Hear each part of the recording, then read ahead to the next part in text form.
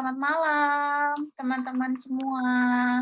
Selamat tahun baru. Semoga di tahun 2003 ini menjadi lebih berkat lagi, semakin dituntun oleh Tuhan, sama-sama makin dekat dengan Tuhan juga, dan semoga diberikan kesehatan bagi teman-teman semua ya. Nah, untuk hari ini kita akan mulai Zoom-nya dengan Bapak Pendeta Leonardo Sihotang dan juga pensaksinya itu oleh Bu Yuke.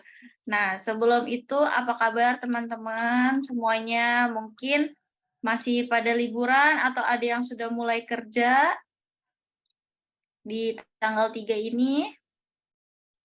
Buat teman-teman yang udah mulai kerja, semangat, tetap selalu berdoa setiap harinya, dan yang masih liburan, happy holiday, dan tetap terus hati-hati, tetap menggunakan masker dimanapun kalian pergi-pergian ya, karena kan masih ada COVID juga, jadi tetap jaga kesehatan buat teman-teman semuanya. Oke, nggak lama lagi kita akan langsung mulai aja acara Zoom hari ini. Sebelum kita memulai, mungkin saya akan setel dulu video opening dari Secret Prayer, dan nanti akan dilanjutkan oleh doa pembuka dengan Bu Susan Megawati. Boleh dibantu nanti untuk doa pembuka setelah video opening ya. Terima kasih.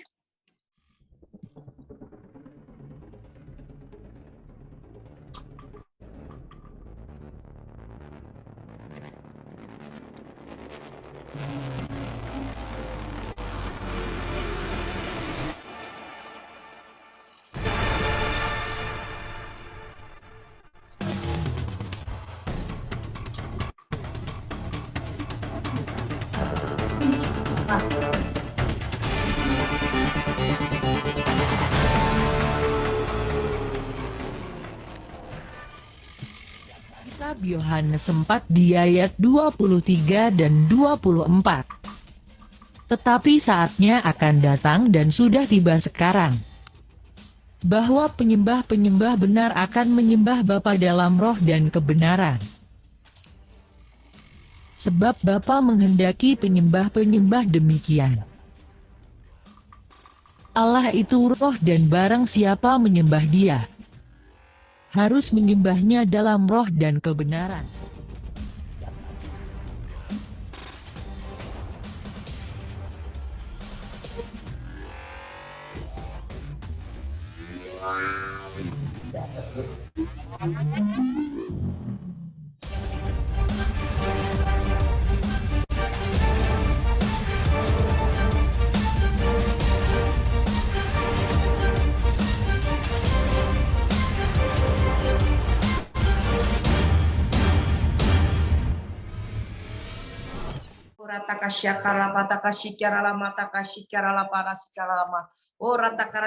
Terima kasih Tuhan, kami bersyukur padamu. Pada malam yang indah ini Tuhan, kami mau bersatu hati sepakat berdoa kepadamu, mengucap syukur kepadamu. Kalau hari ini Tuhan, komunitas Secret Prayer Tuhan akan menerima berkat-berkat-Mu secara luar biasa melalui hamba-Mu Pak Leonardo Tuhan Yesus. Dan juga Tuhan, kami tahu Tuhan Kau akan pakai Tuhan semua yang terlibat di tempat ini Tuhan Yesus, yang mendengarkan Tuhan Yesus, kami percaya Tuhan, yang mereka belum tergabung Tuhan, biar Kau undang sendiri Tuhan. Kami percaya Tuhan, kami akan mendengarkan sabda firman-Mu. Biarlah Tuhan Kau mengerjakan segala sesuatu lewat komunitas Secret Prayer ini Tuhan. Kami siap Tuhan untuk Kau berkati, kami siap untuk menerima berlimpah-limpah janji-Mu Tuhan Yesus. Kami yakin hidup kami menjadi kesaksian bagi orang lain Tuhan. Di mana kami berada Tuhan, Kau mau sucikan segala sesuatunya. Wifi, tempat Tuhan, apapun yang dikerjakan oleh anak-anak-Mu Tuhan. Kami mengucap syukur Tuhan, dan kami terima Tuhan. Malam ini di dalam nama Tuhan Yesus Kristus. Terpujilah nama-Mu. Amin, amin, amin. Haleluya.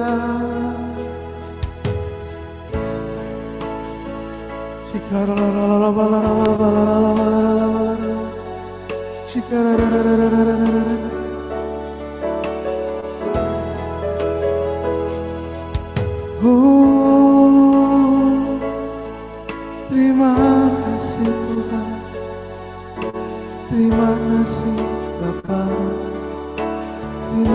kasih yang terutama di dalam hidup ini, meninggikan nama Yesus. Yang terutama di dalam hidup ini, memuliakan namanya. Haleluya, haleluya, saya mau cinta Yesus. Haleluya, haleluya, saya mau cinta Yesus.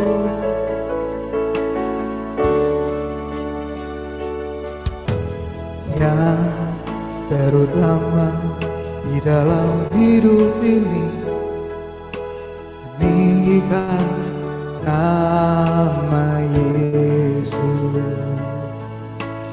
Yang terutama di dalam hidup ini, memuliakan namanya.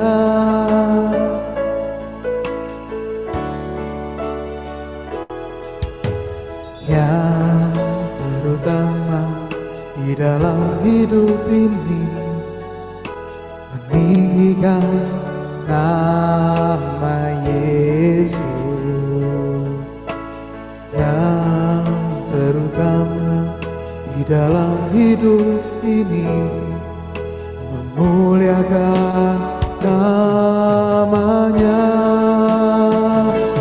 Haleluya, haleluya, saya mau cinta Yesus. Haleluya, haleluya, saya mau cinta Yesus. Haleluya, haleluya, saya mau cinta Yesus. Haleluya, haleluya, saya mau cinta Yesus. Haleluya, haleluya, saya mau cinta Yesus. Haleluya, haleluya, saya mau cinta Yesus. Haleluya, haleluya, saya mau cinta Yesus. Haleluya, haleluya, saya mau cinta Yesus.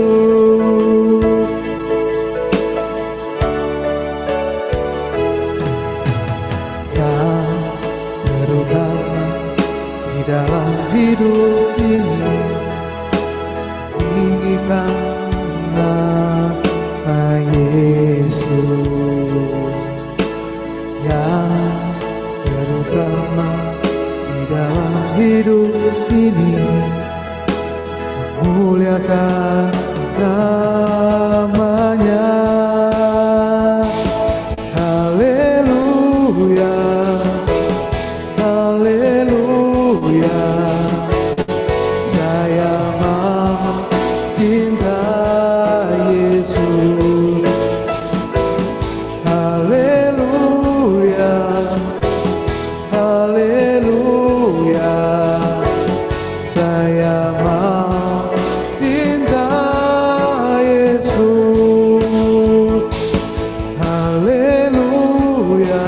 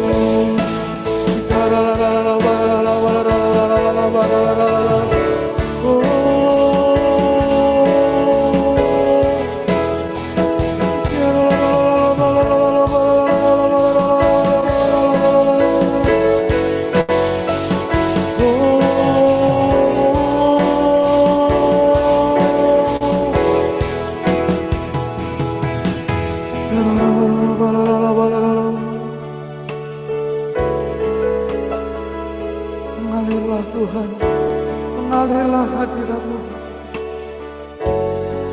Lawat setiap hati kami masing-masing. Terima kasih Engkau Tuhan.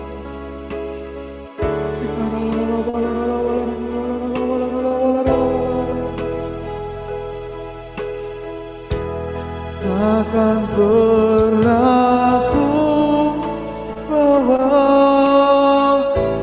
selain yang terbaik,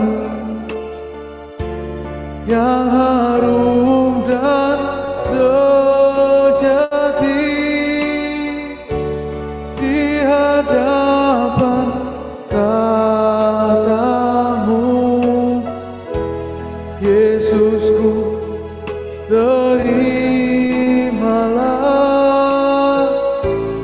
korban syukurku ini yang mengalir di hatiku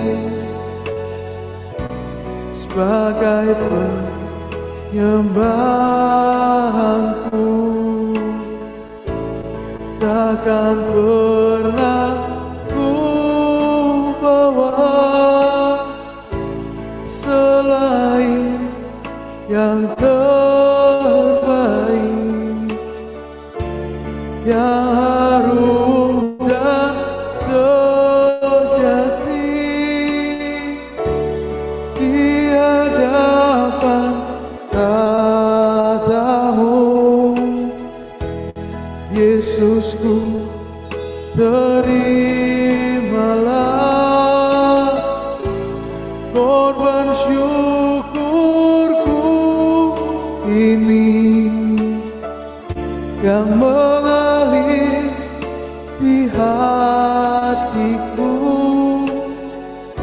sebagai penyembahanku. Ku bawa kepadamu, oh Tuhan, persembahanku ini.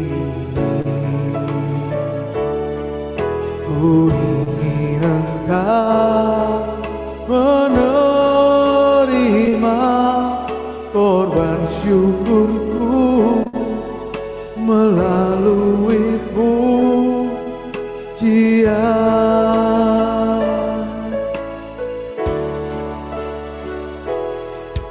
Ku bawa kepadamu, oh Tuhan, persembahanku ini. Ku ingin Engkau menerima korban syukurku melalui pujian. Takkan pernah ku bawa selain yang terbaik, yang harum dan sejati di hadapan tatamu. Yesusku, terimalah korban syukurku ini yang mengalir di hatiku sebagai penyembahanku. Takkan pernah ku bawa selain yang terbaik, yang harus dan sejati di hadapan tatamu. Yesusku, terimalah korban syukurku ini yang mengalir di hatiku sebagai penyembahanku. Takkan pernah ku bawa selain yang terbaik, yang harum dan sejati di hadapan tatamu. Yesusku, terimalah korban syukurku ini yang mengalir di hatiku sebagai persembahanku. Takkan pernah ku bawa selain yang terbaik, yang harum dan sejati di hadapan tatamu. Yesusku, terimalah korban syukurku ini yang mengalir di hatiku sebagai penyembahanku. Bagi Dia segala pujian, hormat serta syukur kekal selamanya. Bagi Dia segala pujian, hormat serta syukur selama-lamanya. Bagi Dia segala pujian, hormat serta syukur kekal selamanya. Bagi Dia segala pujian, hormat serta syukur selama-lamanya.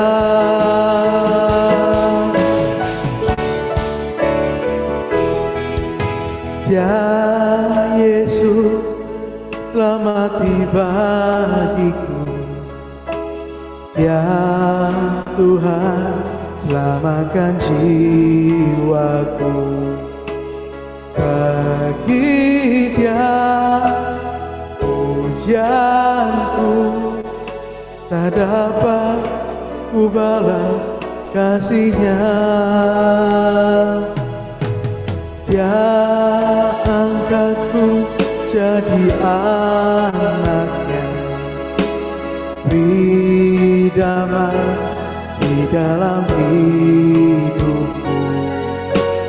Bagi Dia sembahku, hanya Dia segalanya bagiku.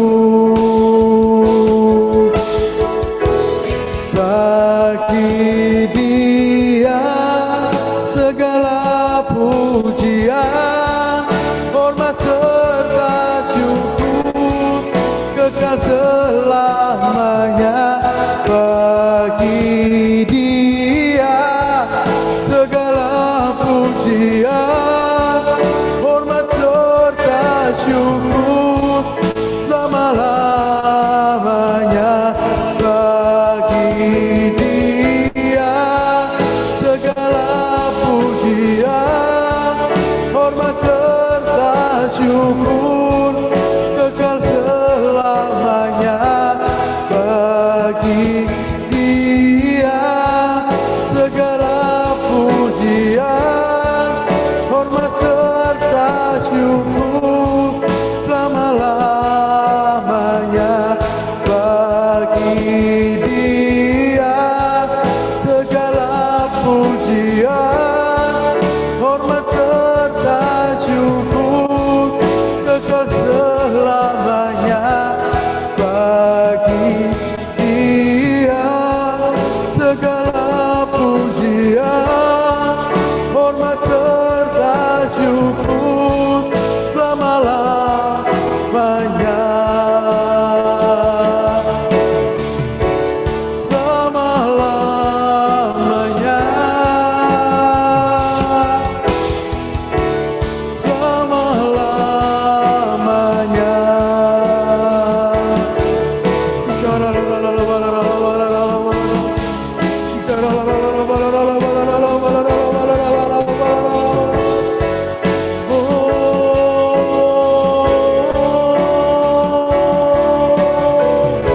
Haleluya, syukur Tuhan, bagimu segala pujian. Haleluya. Haleluya.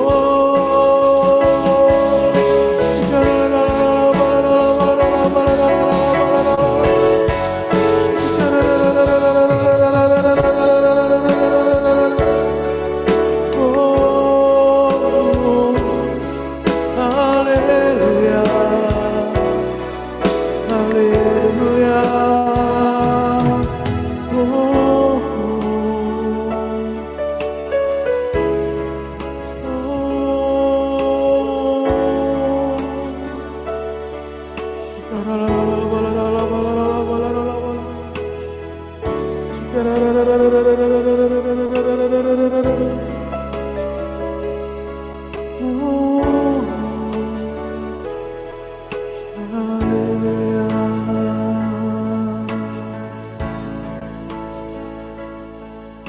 Tuhan, saya kembalikan ke host untuk melanjutkan acaranya. Terima kasih untuk Pak Erik, worship-nya.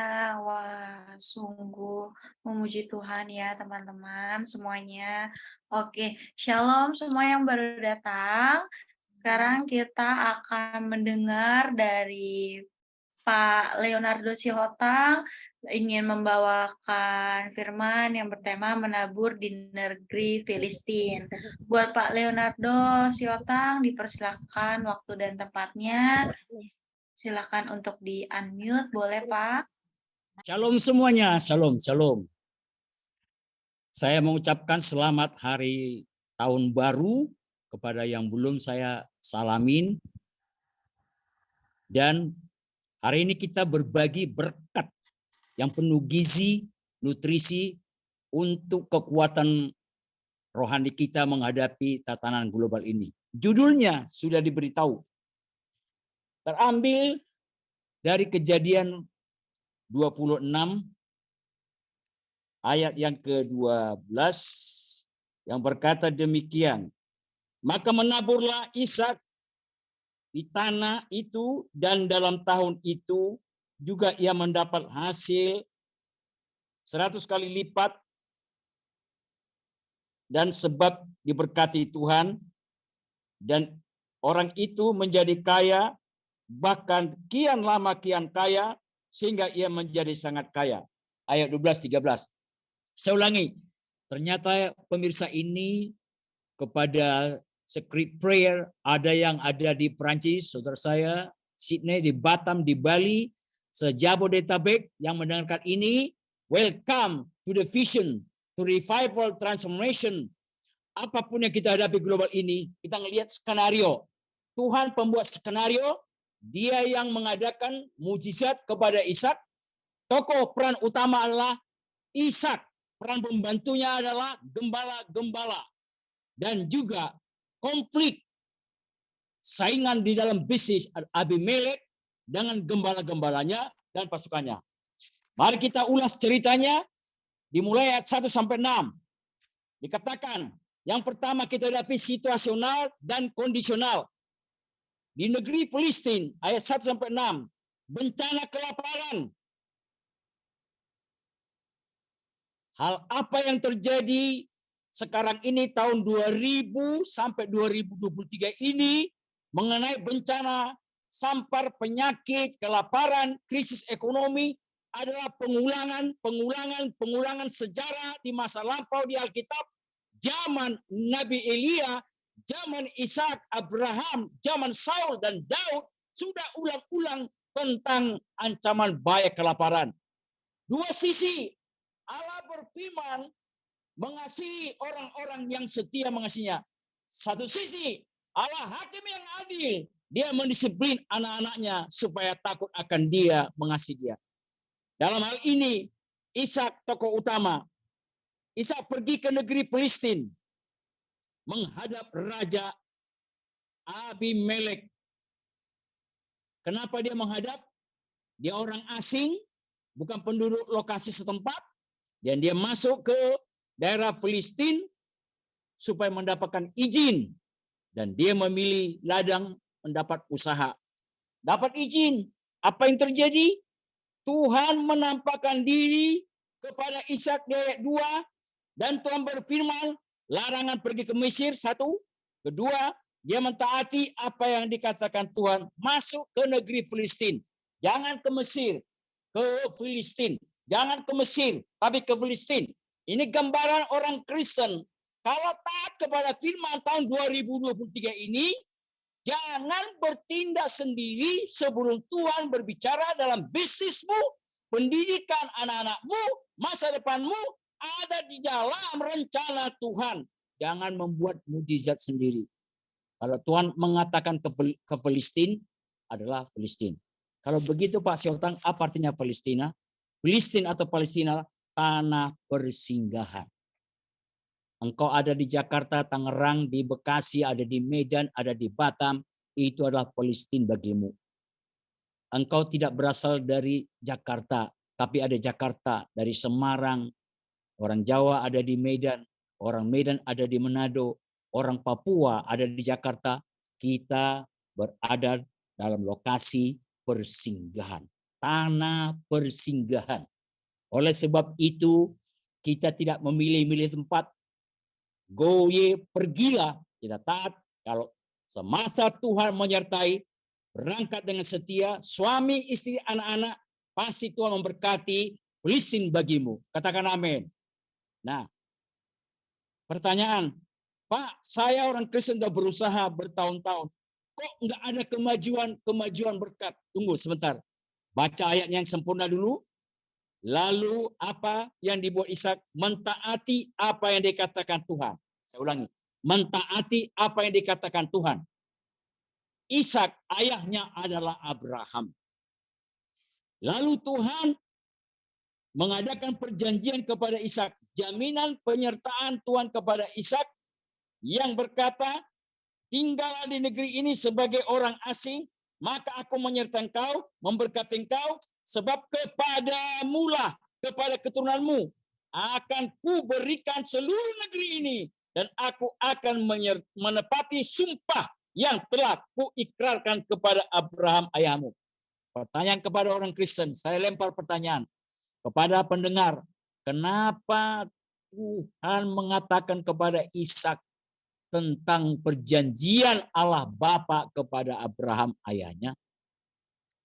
Seringkali orang kepingin ekonomi mujizat, kepingin industrinya diberkati, kuliahnya diberkati, semua minta berkat.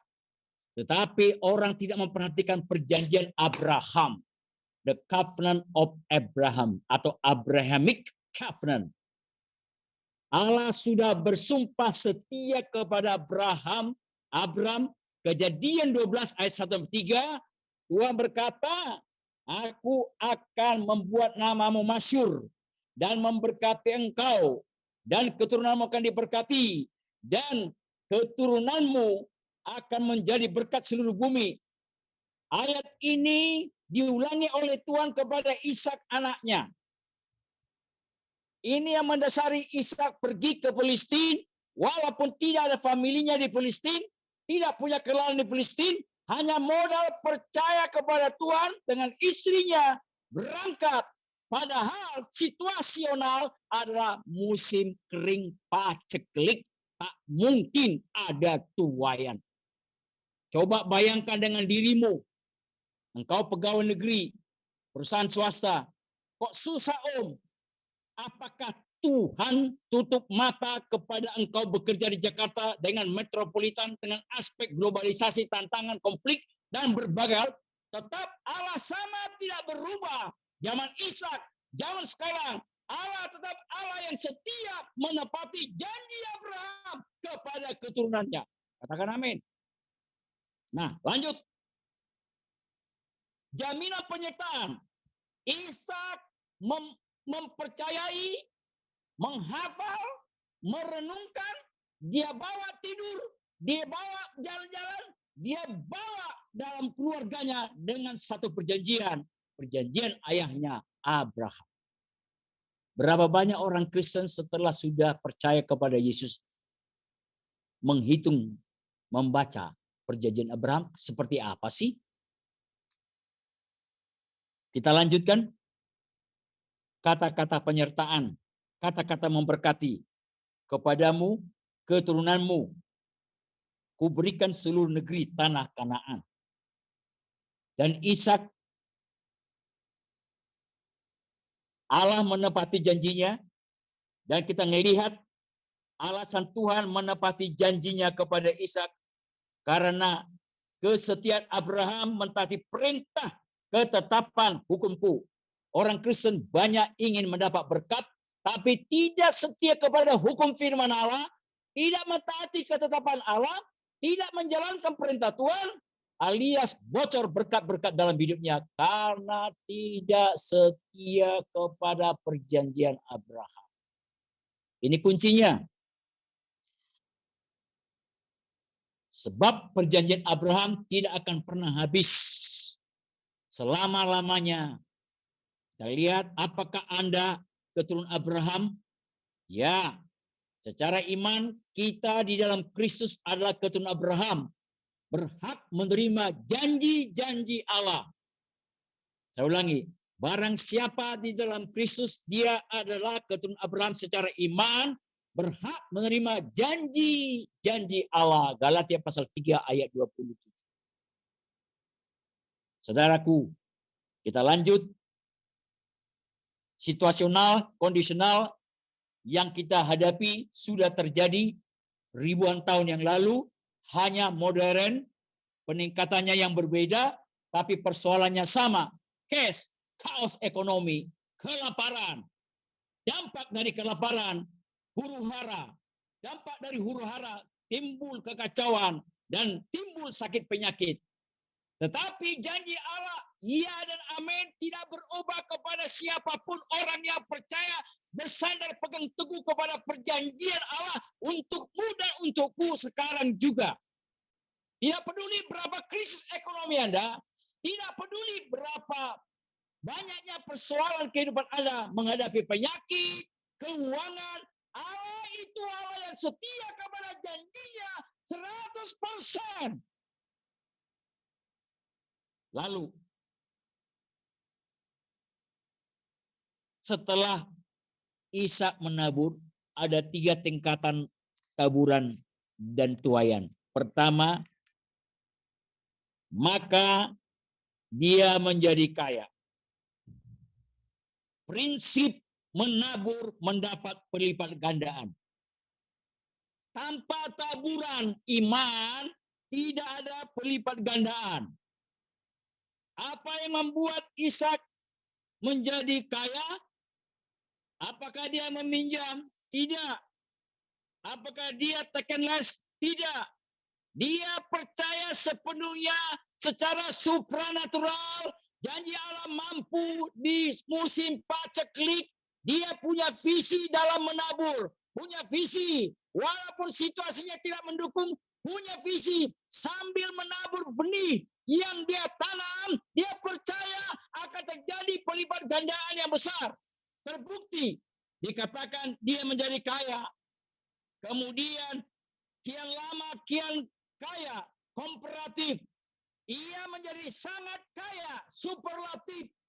Orang Kristen dari normatif menjadi kaya, komparatif, kian lama kian kaya, superlatif, ia menjadi sangat kaya. Yesus berbicara tentang penabur. Matius pasal 13. Tanah yang ditabur di tengah jalan, tanah benih yang ditabur di bebatuan. Yang ketiga, benih yang ditabur di semak berduri. Yang keempat, benih yang ditabur tanah yang sudah digarap. Persentase kerohanian orang berbeda-beda. Ada yang gampang mendengar, percaya, gembira, tepuk tangan. Tapi sekejap ada pencobaan, hilang. Benih firman Allah tidak bertumbuh, alias tidak ada pelipat gandaan. Yang kedua, dia senang mendengar firman Allah. Ikut KKR, ikut seminar, senang banget. Tetapi akarnya tidak dalam, ditindis oleh batu-batu.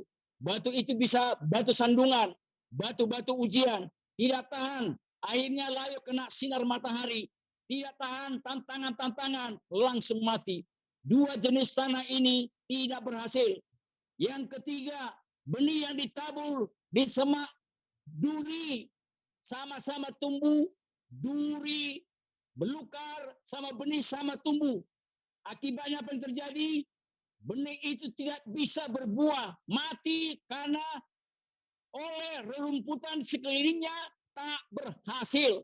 Yang keempat, tanah yang sudah digarap, dipacul, diberi pupuk, ditanam dengan baik, akibatnya bertumbuh, menghasilkan buah 30 kali ganda, 60 kali ganda, 100 kali ganda. Ini sama dengan Ishak. Ishak berhasil karena dia mempercayai Allah secara supernatural. Apa rahasia Ishak? Mari kita bongkar rahasianya. Ishak mengenal perjanjian Allah atas perjanjian Abraham. 2. Ishak menabur di dalam tingkat supernatural, dimensi ilahi. Yang apa yang dipercayai secara supernatural, Allah bermanifestasi dalam kenyataan untuk menuai. Ishak memiliki visi menabur yang menembus alam batas, kemampuan melihat hasil akhir. Ishak memiliki hati yang murah hati. Saudara-saudara, murah hati lawan daripada tidak berbuat apa-apa. Nggak tahu tuh. Orang yang murah hati melakukan murah hati untuk menabur dalam situasi apa saja. Dia percaya kepada Tuhan. Berlangsung demikian. Setelah kita lihat ayat 14-16. Bisnis Ishak di dalam peternakan. Kambing domba, lembu, sapi disertai para pembantu. Konflik air dan irigasi untuk peternakan merupakan percekcokan antara gembala Abimelek dan gembala Ishak. Sumur-sumur yang sudah digali ayahnya Abraham ditutup kembali oleh gembala Abimelek. Sehingga sumur tidak dapat air karena sudah mati, ditutup oleh batu dan tanah. Ini gambaran aplikasi supaya kita mengerti. Kadangkala Anda melayani, punya pekerjaan, ministry, ditutup oleh orang lain yang benci kepada saudara. Saudara-saudara, Ishak tidak mau bertengkar. Dia pergi meninggalkan tempat itu, menggali yang baru. Saudara, pelayanan dengan hasil cekcok, merebut komplain, atau semua pelayan mengklaim ini punyaku, itu bukan punyamu. Ini milikku, itu bukan milikmu. Sekarang banyak pertengkaran, klaim-mengklaim. Saudara-saudara seiman, sehingga tidak mendapat pelayanan yang murni. Saling bertengkar antara gembala Gerar dengan gembala Ishak. Merebutkan, mengklaim sumur tersebut. Kalau terjadi dalam rumah tangga, dalam bisnis, Kalau ada pertengkaran dalam bisnis, tinggalkan pertengkaran dalam bisnis, dalam pelayanan, dalam semua aspek kehidupan, supaya engkau tidak mengalami pencemaran rohani. Dengan kata lain, janji Allah tidak digenapi karena engkau memiliki persoalan-persoalan rohani. Kemudian, setelah sumur ditemui yang baru digali, maka ayat 20, bertengkar pula gembala Ishak dan gembala Gerar. Gembala Gerar mengatakan, ini punya kami. Disebutlah sumur itu Esek. Esek artinya oppression, tekanan, aniaya. Jangan pernah dalam rumah tangga berbisnis dengan lawan bisnis yang suka menganiaya, suka tekanan. Tinggalkan. Hamba-hamba Tuhan, gembala-gembala sidang, jangan bertengkar merebut domba-domba karena tekanan dan aniaya. Tinggalkan. Tidak ada hasil yang memuaskan kalau engkau melayani dengan pertengkaran, dengan tekanan, aniaya, intimidasi, ancaman, teror telepon. Tinggalkan. Yang kedua, sumur kedua digali oleh gembala-gembala Ishak, maka disebutlah nama Sitna. Kenapa? Kedua grup ini, gembala Abimelek, gembala-gembala Ishak bertengkar, dinamai sumur ini nama Sitna. Sitna artinya opposition, pertentangan. Saya ulangi, dua sumur digali nggak enak. Yang satu sumur Esek artinya tekanan atau aniaya. Digali yang kedua artinya oposisi atau pertentangan. Berapa banyak kita berbisnis ekonomi, melayani, buka gereja, merintis, persekutuan doa. Hasilnya adalah pertengkaran, pertentangan, satu sama lain bermusuhan, antara etnis, antara ras, sehingga tidak kedamaian. Allah tidak memberkati yang seperti ini. Allah memberkati perjanjian Abraham, pendamaian. Saya nantang orang-orang Kristen yang suka bertengkar dalam pelayanan. Tinggalkan oposisi, tinggalkan oppression. Saudara, buka yang lain. Maka Ishak, keputusan Ishak, dia pindah ke Berseba. Ishak mendapat sumur galian yang baru dinamai Rehobot. Sama-sama dengan saya, Rehobot. Rehobot artinya sekarang Tuhan telah memberikan kelonggaran.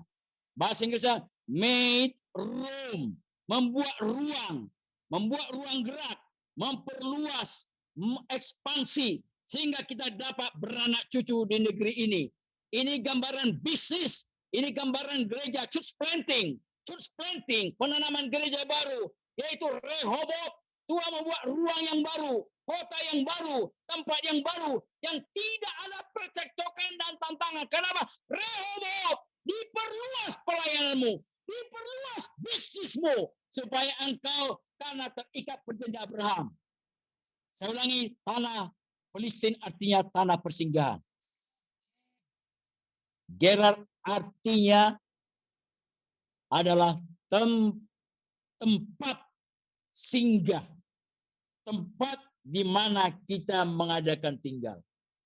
Tanah Filistin, tanah yang banyak tentang penginapan karena banyak pendatang baru membuka ternak, perladangan, butuh penginapan, maka tentu ini adalah ladang bisnis. Sekarang ini di Indonesia lagi makmurnya ladang bisnis. Apakah tambang, pertanian sawit, pertanian jagung, semua perkapalan, bisnis pendidikan. Wow, gereja makin tumbuh. Wow, bagus. Tapi hindari Esek, hindari Sitna, pertentangan, bermusuhan. Satu gereja, satu korps, bertengkar, tinggalkan percocokan. Buka pelayanan yang baru, namanya Rehobot. Tanpa ada cekcok, tanpa ada perang mulut.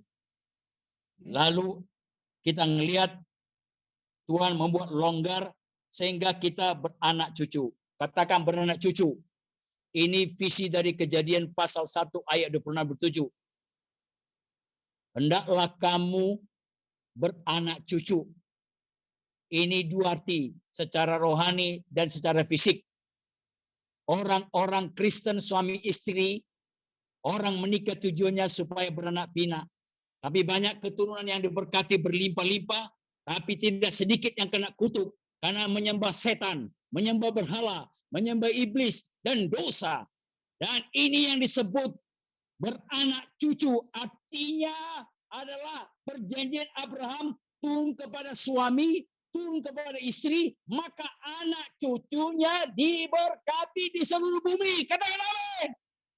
Mau ke Amerika, ke Australia, ke Perancis, ke Jerman, diberkati. Kenapa? Ayah dan ibu takut akan Tuhan. Ingat perjanjian Abraham, keturunanmu diberkati di seluruh bumi melalui Yesus Kristus. Ayat 24-25 sekali lagi Tuhan menampakkan diri serta berfirman kepada Ishak. Dikatakan mendirikan mezbah, mengulangi perjanjian Abraham. Allah selalu mengulangi-ulangi penglihatan, mimpi, firman, rema, logos, rema. Berapa kali kita ingkar janji kepada penglihatan, mimpi, tuntunan, nubuatan para nabi, masuk kanan, telinga kiri, bocor lagi. Tetapi yang Tuhan mau adalah komitmen kepada perjanjian Allah kepada Abraham, Ishak, Yakub, Israel, dan orang-orang percaya di seluruh bumi, supaya janji Allah nyata bagi keturunan. Diberkati.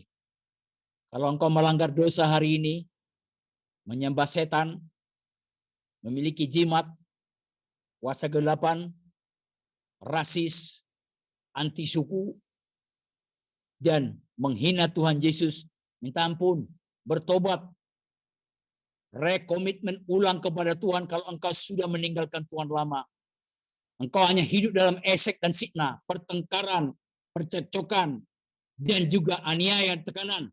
Tiada hari tanpa aniaya, hubungan keluarga, aniaya, di mana-mana aniaya. Tinggalkan, mengalami rekomitmen ulang. Selanjutnya, ayat 26-27. Musuh pun diperdamaikan kepada Ishak. Ikuti saya. Musuh pun diperdamaikan kepada Ishak.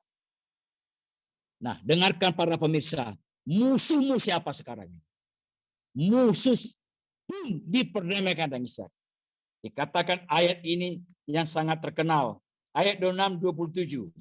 Dikatakan, saya baca ini penting. Ayat 6. Datanglah Abimelek dan Gerar mendapatkan bersama-sama Ahuzat, sahabatnya, dan Pikol kepada pasukannya. Tapi kata Ishak kepada mereka, mengapa kamu datang mendapatkan aku? Bukankah kamu benci kepadaku dan telah menyuruh aku keluar dari tanahmu? Jawab mereka, kami telah melihat sendiri bahwa Tuhan menyertai engkau. Sebab itu kami berkata, baiklah kita mengadakan sumpah setia antara kami dan engkau, dan baiklah kami mengikat perjanjian dengan engkau. Bayangkan coba, siapa yang menjadi lawan-lawan bisnismu? Di mana-mana lubang-lubang sumber ekonomi ditutup. Setiap engkau buka usaha beras ditutup. Engkau bikin usaha sabun ditutup. Engkau bikin istri baru ditutup. Nanti kalau Tuhan berkenan kepada yang dikasihnya, sesuai dengan Amsal 16 ayat 7, catat. Amsal 16 ayat 7. Jikalau Tuhan berkenan kepada seseorang, maka musuh orang itu pun didamaikannya dengan dia. Karena ada sumpah setia. Saya ulangi. Jikalau Tuhan berkenan kepada seseorang, maka musuh orang itu pun didamaikannya dengan dia. Karena ada perjanjian. Siapa yang membenci engkau dalam keluarga, famili besar, pelayanan, Tuhan akan membuat musuh-musuh yang membencimu akan berdamai mendatangi engkau. Kenapa? Kalau Tuhan berkenan kepada Anda, maka musuh-musuh pun diperdamaikannya. Ini spirit rekonsiliasi. Tularkanlah spirit rekonsiliasi kepada keluargamu, kepada suami, istri, mertua, mantu, anak-anak, keluarga besar, keponakan. Spirit rekonsiliasi supaya tidak ada permusuhan di antara kita. Tidak ada dusta di antara kita. Kalau kita hidup dalam kebohongan, permusuhan, jangan pernah berharap mujizat. tanda-tanda heran menyertai kita. Karena Allah kita adalah Allah perdamaian yang tidak menghendaki ada kebencian. Selanjutnya, setelah Rehobot, dampak rekonsiliasi ayat 31 sampai 32. Maka mereka mengadakan perjanjian, mereka menyembelih domba, makan bersama-sama, saling mengasihi, saling mengampuni, dan saling insaf. Maka 7 domba. Maka waktu selesai perdamaian, tidak memusuhi, mengadakan satu ikrar janji, keturunan Ishak dan juga keturunan Abimelek untuk tidak mencederai, tidak melukai, saling memberkati. Apa yang terjadi? Barusan saja pesta perdamaian terjadi. Melaporlah gembala-gembala Ishak. Tuanku Ishak, kami telah mendapat sumur yang baru, yang keempat. Namanya Sheba. Sheba. Sheba artinya 7. 7 kali lipat. Dan berlipat kali ganda. Sumur yang terakhir ini, sumur yang sangat luar biasa. Berbual-bual yang tidak pernah berhenti. Sehingga ternaknya, pertaniannya berlimpah-limpah. Ini membuat Ishak sangat kaya raya di tempat itu. Karena apa? Ada rekonsiliasi. Suami istri, malam ini hendaklah kau rekonsiliasi dengan suamimu, dengan istrimu, dengan mertuamu, dengan gembalamu, dengan sinodemu, dengan pengerjamu, dengan handai tolanmu, keponakanmu, dengan tantemu, dengan ommu. Jangan ada permusuhan di antara kita.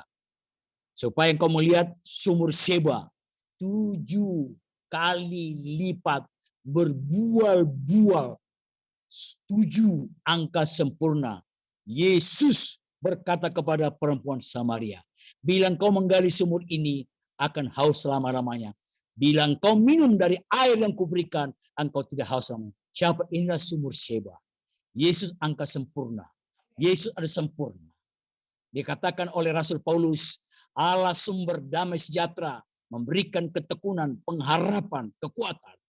Dan kita mendapat sumber itu adalah Yesus Kristus yang sempurna, membawa kita tidak pernah haus lagi untuk selama-lamanya. Saudara, saya berdoa supaya terjadi apa yang kau tabur tahun ini 2023 ini, engkau menuai kelimpahan. Bukan kemiskinan, bukan penyakit TBC, bukan stroke, bukan lumpuh, sembuh sakit penyakit, sakit kanker, sembuh 7 kali lipat kesembuhan. Ampunilah musuhmu, ampuni saudaramu, supaya engkau tidak mengalami akar kepahitan lagi. Ishak berdamai dengan gembala daripada Abimelek. Sahabat daripada Abimelek namanya Ahuzat. Ahuzat artinya kepemilikan, barang milik, saudara. Dan Pikol artinya segala mulut. Pikol pasukannya, segala mulut. Mulut yang mengancam engkau hadapi. Mulut yang najis bibir kau hadapi. Mulut yang menggosip kau hadapi. Tapi semua gosip-gosip dari mulut yang segalanya keluar kata-kata yang sumbang akan berdamai dalam mesbah perdamaian. Ada satu suara, satu mulut, satu kuasa, yaitu apa yang kau perkatakan, itulah yang jadi benar. Menurut ucapanmu, engkau dibenarkan. Menurut ucapanmu, engkau dihakimi. Berhati-hatilah dalam pengucapan mulut, supaya engkau mengalami kelimpahan berkat. Kembali kepada pokok. Saya simpulkan. Ishak menabur di tanah Palestina. Tanah Palestina itu di mana engkau tinggal sekarang. Yang bersifat sementara, tempat persinggahan. Dan Tuhan minta perjanjian, menaburlah bukan karena tradisi adat. Mungkin Anda sudah bayar 10% per puluhan. Tapi Pak Utang, kok nggak maju-maju bisnis saya? Kalau engkau menaburnya, tidak seperti Ishak. Menabur karena adat di gereja. Tahu adat, kebiasaan. Supaya top. Engkau tidak mengasihi apa-apa. Tapi bila itu menabur semua benih apapun. Apakah perpuluhan, persembahan biasa, dengan supranatural, baru kau mengalami kelipat gandaan. Menabur bukan karena mau top. Menabur bukan karena kecongkakan. Menabur adalah karena visi supernatural perjanjian Allah supaya misi kerajaan Allah sampai ke seluruh bumi. Amin. Misi Tuhan sampai kepada keluargamu supaya semua diselamatkan. Oke, mari kita berdoa. Semua tutup mata.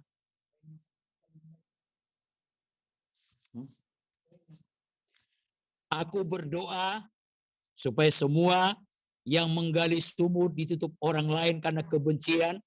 Aku berdoa, sumur itu adalah perusahaan swasta, adalah bisnis industri, garmen, toko, pabrik, restoran, yaitu bakery, roti, garmen, apa saja Tuhan, semua aspek bisnis yang ditutup oleh orang yang membenci.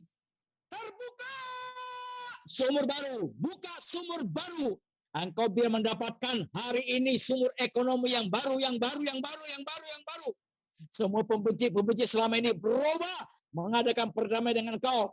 Semua hutang piutang yang selama ini ditagih sulit macet, dialah kembali, uangmu kembali, dan kembali, uangmu kembali, bagianmu kembali, karena engkau sudah mengampuni orang yang bersalah kepadamu. Dalam namamu Yesus, pendidikan, guru, pegawai negeri, polisi, lawyer, tentara yang sungguh mengasihi engkau, berkati, makin berlimpah-limpah ya Tuhan. Sungguh, biarlah orang Kristen berdamai dengan sesama, berdamai dengan musuh-musuh, supaya Tuhan dipermuliakan, maka supaya mereka mengalami sumur Rehoboth dan sumur Seba berlimpah 7 kali lipat ganda. Terbukti sakit penyakit disembuhkan 100%. Kanker sembuh. Kanker sembuh. Kanker sembuh. Stroke sembuh. Katarak mata sembuh. TBC sembuh. Kistamium sembuh. Dalam nama Yesus Kristus. Yang mandul disembuhkan. Yang mandul disembuhkan. Yang mandul disembuhkan. Dalam nama Yesus Kristus. Dalam nama Yesus, nyatakan kuasa kemuliaan-Mu. Anak-anak remaja, anak didik yang kuliah, berkati Tuhan sampai selesai sarjana. Cucu-cucu yang ada di pangkuan opa dan oma, berkati berlimpah-limpah ya Tuhan. Tahun ini adalah tahun menabur dan menuai. Tahun ini kami menabur benih-benih secara supranatural. Kami punya visi yang besar untuk tahun 2023, di mana kami akan menuai kelimpahan. Walaupun kami menghadapi paceklik dalam situasi kondisi yang tidak masuk akal, karena Tuhan membuat supranatural yang tidak masuk akal menjadi mujizat adanya. Dalam nama Yesus, berkati Ibu Susan, Megawati, dan juga Abraham, semua Tuhan secret prayer, supaya mereka mengalami Tuhan taburan-taburan yang berhasil. Tahun ini lipat ganda persekutuan ini untuk menuai banyak jiwa-jiwa. Terima kasih Bapak, semua yang pendengar hari ini, dijawablah doa-doa kami, diberkati. Yang tinggal di rumah, Engkau sembuhkan ekonomi, sembuhkan keuangan, sembuhkan pernikahan, yang jauh supaya dekat, yang dekat supaya akrab. Dalam namamu Yesus Kristus, hamba-Mu sudah berdoa. Amin.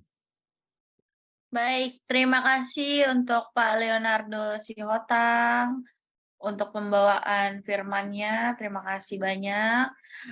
Nah, sungguh ajaib ya menabur di negeri Filistin. Buat teman-teman sudah mendengarkan firman-Nya dari Pak Leonardo. Nah, sebelum kita mendengarkan kesaksian dari Bu Yuke, mungkin boleh diizinkan untuk kita foto bersama, teman-teman, untuk dibuka kameranya semua. Jika bersedia untuk dibuka, boleh dibuka. Jika tidak, ya tidak apa-apa. Di hitungan ketiga ya, teman-teman, akan aku mulai foto. Siap? 3, 2, 1. Oke, boleh satu lagi ya, karena kita ada 36 orang. Terima kasih banyak. Satu lagi kita akan foto. 1, 2, 3. Oke, terima kasih teman-teman semuanya. Iya, tidak apa-apa kalau memang yang masih jalan, hati-hati. Terima kasih sudah menyempatkan join juga di Zoom-nya Secret Prayer. Setelah itu kita akan langsung masuk ke kesaksian dari Bu Yuke Erawati. Boleh Bu Yuke dipersilakan waktu dan tempatnya. Boleh di-unmute. Saya berumah tangga. Saya di waktu blonde meritnya saya tuh dibesarkan di lingkungan sama mama papa itu dalam agama Buddha. Jadi nggak tahu menau tentang Tuhan Yesus. Kemudian memang sekolah di sekolahan Kristen gitu. Sampai udah berumah tangga, punya anak, fine-fine aja. Tapi pada saat saya nikah udah tahun 2020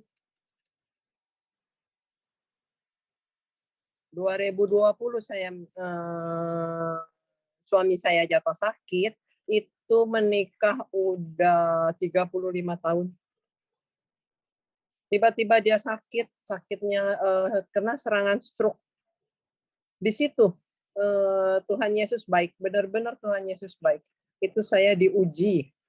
Saya sendiri temperamen tinggi, gampang marah, kemudian kesabaran. Orangnya udah nggak sabaran deh pokoknya.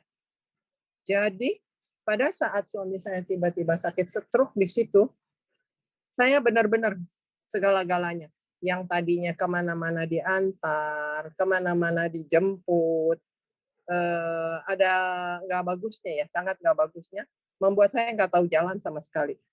Jadi tahu-tahu terima sampai itu. Sampai saya nikah sekian lama pun saya nggak tahu jalan apa-apa. Taunya nyampe aja, mau pergi ke sini diantar, mau pulang ya dijemput. Terus sampai tiba-tiba suami saya sakit, stroke. Pada saat itu dia benar-benar jatuh, nggak bisa bangun. Yang saya maksud adalah dirawat di ranjang. Sampai balik badan aja susah. Jadi istilah kata boro-boro saya kemana-mana diantar. Di situ saya diuji untuk segala-galanya mandiri. Benar-benar mandiri. Ambil keputusan sendiri, mau kemana-mana sendiri. Sampai ke pasar pun sendiri, segala-galanya sendiri.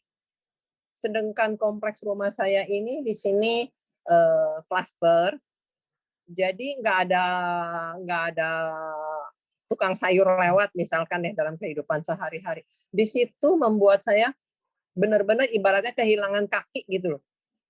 Suruh pesan Gojek, nggak pinter, namanya selama ini selalu diantar dan dijemput. Boro-boro tahu Gojek. Membuat saya tuh down banget pada saat itu. Tapi Tuhan begitu baik, Tuhan membentuk saya untuk sabar, dan bersabar. Di situ saya terus berdoa, dan berdoa. Dibayar dengan air mata. Tuhan baik sekali. Tuhan memberikan saya kesabaran untuk merawat suami, yang mana kalau sakit stroke gampang marah ya, heran tuh.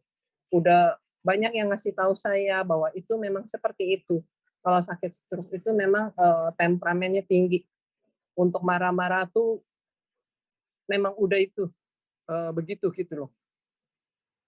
Jadi bukan cuma sekedar marah doang, tapi juga ada istilah kata penganiayaan. Misalkan dia marah, dia bisa timpuk saya, dia bisa memarahi saya dengan kebun binatang, semua bisa.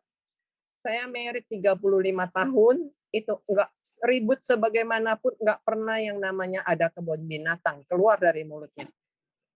Tapi begitu dia sakit, itu keluar kebun binatang itu rasanya sakit setengah mati. Tapi saya percaya Tuhan baik, sangat baik, teramat baik. Dia selalu memberikan saya kekuatan. Dan ada yang membisikkan ke saya bahwa Yuke itu biasa. Itu biasa, dia marah-marah seperti itu. Tapi justru saya yang luar biasa. Luar biasa maksudnya bisa mengatasi segalanya, bisa menahan emosi saya yang temperamen begitu tinggi. Diberi selalu ekstra kesabaran. Jadi tugas saya adalah berdoa, dan berdoa. Kenyataannya benar-benar Tuhan Yesus baik. Berangsur-angsur dengan sabar, dengan dibayar air mata tersebut, saya bilang, suami saya diberi kesembuhan. Dari pulang rumah sakit pada saat tahun 2020, itu pulang cuma pakai selang. di hidungnya. Jadi makan itu semua udah di blender, disaring, benar-benar jadi seperti air. Apapun, mau minum kek, mau makan kek, mau buah kek, semua melalui selang. Berangsur-angsur sembuh, sembuh, sembuh. Tuhan memberikan dia kesembuhan dengan menguji kesabaran saya. Sekarang suami saya udah bisa jalan pelan-pelan, meskipun harus dibantu merambat, pegangan lemari, pegangan pintu, tetap dibantu ya, dipegangin. Kemudian makan juga udah bisa di meja makan, belajar makan sendiri. Makan pun udah bisa nasi lembek, udah nggak disaring lagi, saringan udah lepas, udah kalau saya bilangnya tuh seperti corong gitu loh, dituang pakai keselang. Udah lepas itu semua, berangsur-angsur bicara juga udah bisa pelan-pelan, patah pepatah kata demi kata gitu loh, satu persatu. Kalau saat-saat nggak ngerti, tetap ada yang nggak ngerti, itu kita ada solusinya dengan bantu abjad. Jadi dia mengsepel. Misalkan makan, dia akan mengunjuk huruf M, A, K, A, M. Jadi saya yang baca. Nah, di situ kita tetap dapat berkomunikasi perlahan-lahan. Terus sampai saat ini suami saya puji Tuhan, kemarin pas kontrol ya, dokter juga bilang tekaknya udah terbuka banyak, udah besar, jalan udah lumayan, bicara udah lumayan. Puji Tuhan banget buat saya. Saya sangat bersyukur, Tuhan Yesus baik dan sangat baik. Itu aja sih kesaksian saya. Terima kasih. Terima kasih untuk Bu Yuke kesaksiannya. Memang cukup singkat ya untuk kesaksiannya. Tapi nggak apa-apa, mungkin bisa jadi untuk pelajaran buat teman-teman yang melihat. Nah, dari pembawa firman tadi dan kesaksian tadi, mungkin teman-teman aku persilakan untuk bertanya. Ada teman-teman yang ingin bertanya, boleh bertanya dengan Pak Leonardo atau Bu Yuke, mungkin boleh. Kalau mau bertanya, boleh tolong di open mic-nya. Aku kasih waktu 5 menit untuk teman-teman. Mungkin ada yang mau menanyakan. Shalom. Nah, itu. Aku mungkin mau bertanya dengan Ibu Yuke ya. Boleh ya Bu Yuke ya? Shalom Bu Yuke. Bu Yuke kan selama ini waktu suaminya itu waktu masih belum sakit tuh ibaratnya dimanjain gitu ya. Terus temperamen, terus gampang nggak sabaran, itu mirip banget dengan saya gitu. Terus itu gimana caranya Ibu biar kok bisa berubah langsung karena dapat teguran gitu ya dari Tuhan ya dengan kejadiannya suaminya seperti itu dengan doa atau bagaimana langsung berubah gitu atau mengalir karena menghadapi keadaan seperti itu, jadi mau nggak mau ya harus bersabar gitu. Timbangin berdoa atau memang mengalir gitu aja Ibu ya. Terima kasih. Enggak langsung sih sebenarnya ya. Tetap pada saat-saat mula-mula juga tetap ada kalau dia marah tuh saya lawan. Meskipun saya nggak menganiaya, saya nggak balik pukul, enggak, tapi saya marah gitu loh. Kenapa saya dipukul? Emang salah saya apa gitu? Berarti kan saya komplain di situ. Tapi ntar setelah itu pada saat saya ngomong itu pun saya nangis sambil nangis. Karena kan kita sakit hati ya pada saat dia seperti itu. Selama ini termasuk dia tuh sabar, super duper sabar. Jarang marah sama saya. Nah tiba-tiba, terus saya kan yang memang temperamen lebih tinggi. Tapi pada saat dia sakit, terus tiba-tiba dia bisa marah. Bisa, ya mungkin nggak sakit, dia sambit sama guling. Cuman kan juga gimana selama ini saya juga nggak pernah sebegitunya. Entar dibalik itu semua saya udah komplain, saya nangis.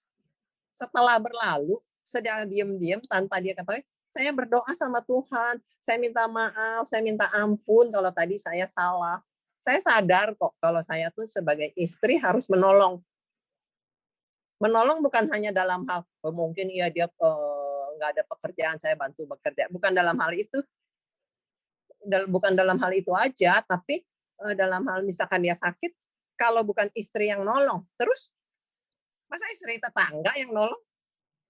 Nah, di situ saya tolong merawat dia apapun dari dia. Bayangin aja tidur itu balik kanan, balik kiri nggak bisa loh. Nah, di situ saya terus berdoa, dan berdoa, dibayar dengan air mata setiap malam tanpa dia tahu. Saya tentunya kan mau dia sembuh, saya minta sama Tuhan, saya sendiri diperoleh kesabaran, jangan lawan, sadar kalau dia tuh dalam keadaan sakit, gitu loh. Nah, di situ pelan-pelan tuh Tuhan terus saja membentuk saya biar saya sabar. Sekarang kalau dia marah, saya udah nggak terlalu lawan, saya diemin, saya jalan menghindar gitu. Jangan lama-lama, ntar kan jadi kesel sendiri. Ya saya menghindar. Tapi dalam hati Tuhan Yesus, aduh tolong Yuka Tuhan Yesus, kasih Yuka kesabaran gitu. Kadang kalau menurut saya dianya salah, saya kasih dia penjelasan. Contoh, dia nggak mau makan obat. Dia kalau lagi ngamuk, dia nggak mau makan obat. Terus kalau orang sakit nggak makan obat, kira-kira sembuh nggak? Jadi saya jelasin, kamu sakit, kamu harus makan obat. Jadi gimana caranya kalau nggak mau makan obat gitu. Nah, di situ saya jelasin. Ngerti nggak ngerti, terima nggak terima, ya udah. Yang penting saya udah jelasin, saya jalan. Nah, di situ kan saya diberi kesabaran sama Tuhan. Saya nggak marah-marah, ayo harus makan cepat. Enggak. Awalnya dulu begitu. Saya paksa harus makan obat, ayo harus makan obat. Yang terjadi, ya dia marah. Bukannya dimakan tuh obat malah ngamuk. Seperti itu. Bu Yuke, apakah suami udah lahir baru? Udah percaya Yesus? Suami ibu sudah percaya Yesus? Ya. Sudah ya? Udah.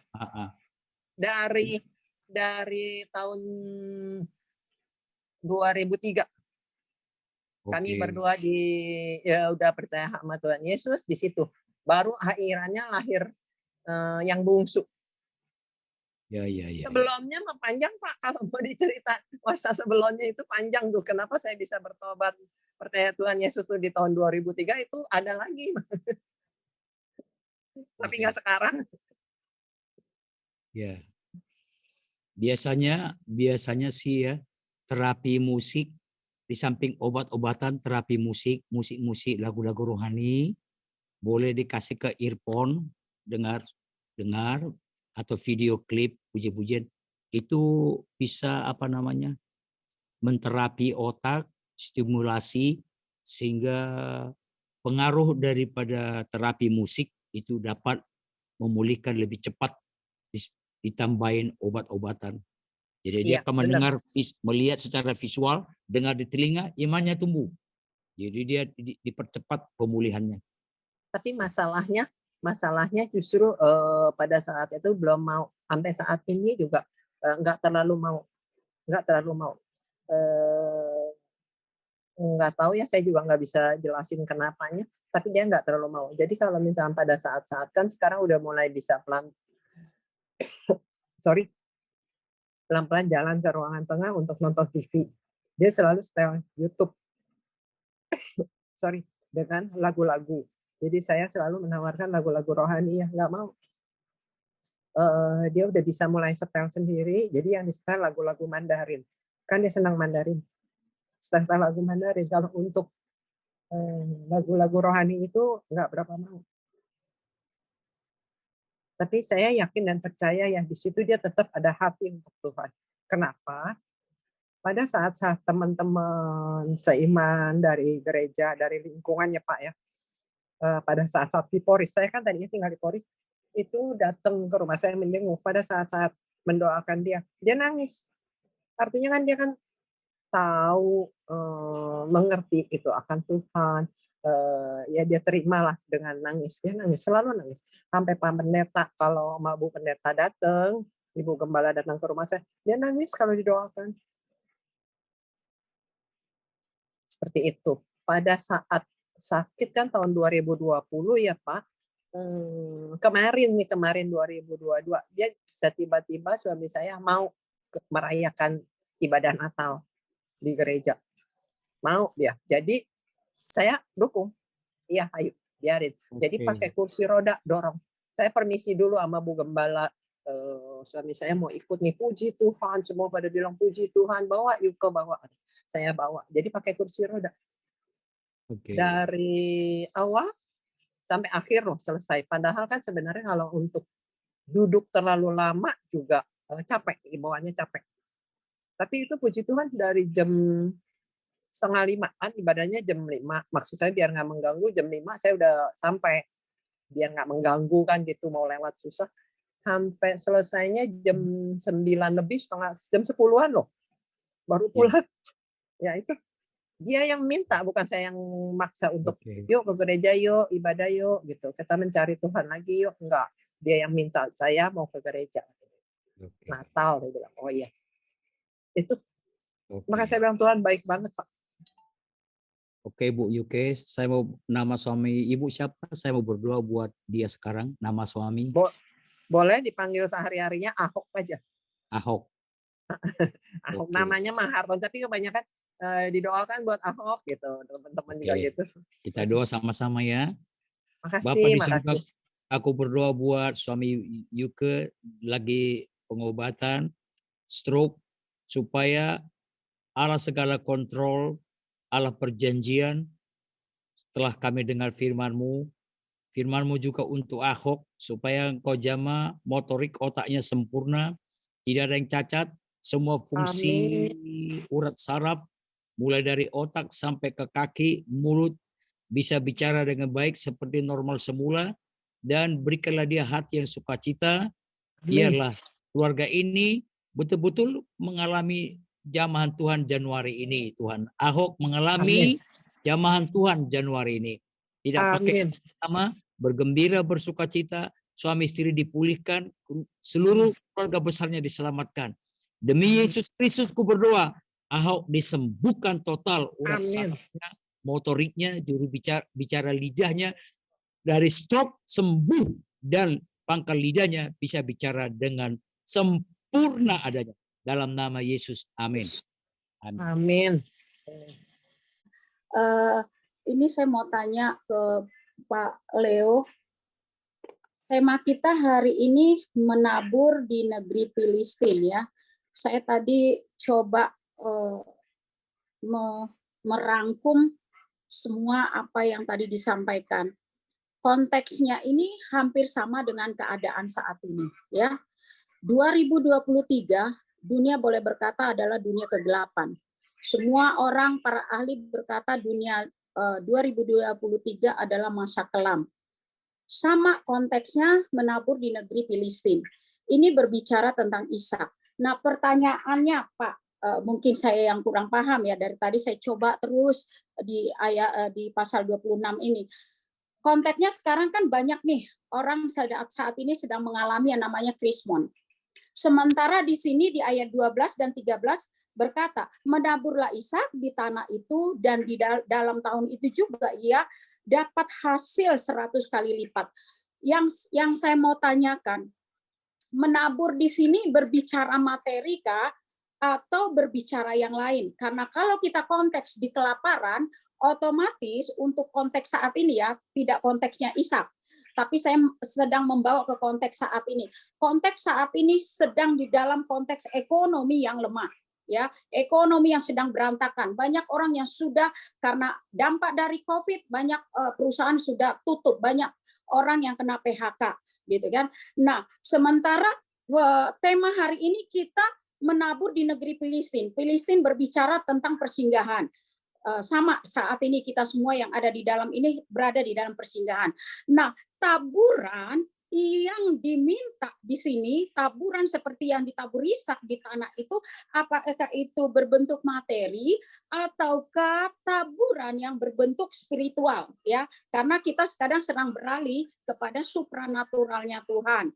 Nah, tadi ada lagi pernyataan di pasal 3, di pasal 2, Tuhan menampakkan diri.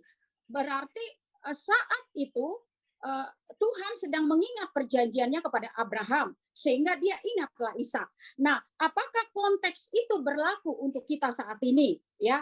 Apakah Tuhan juga mengingat apa yang sudah diperjanjikannya kepada Abraham? Ketika Tuhan mengingat ada perjanjiannya dengan Abraham, maka Ishak disuruh berhenti di Filistin. Jangan pergi ke Mesir. Dan apakah konteks ini juga berlaku kepada kita yang saat ini di dalam kondisi COVID ya, semua usaha sedang mandek.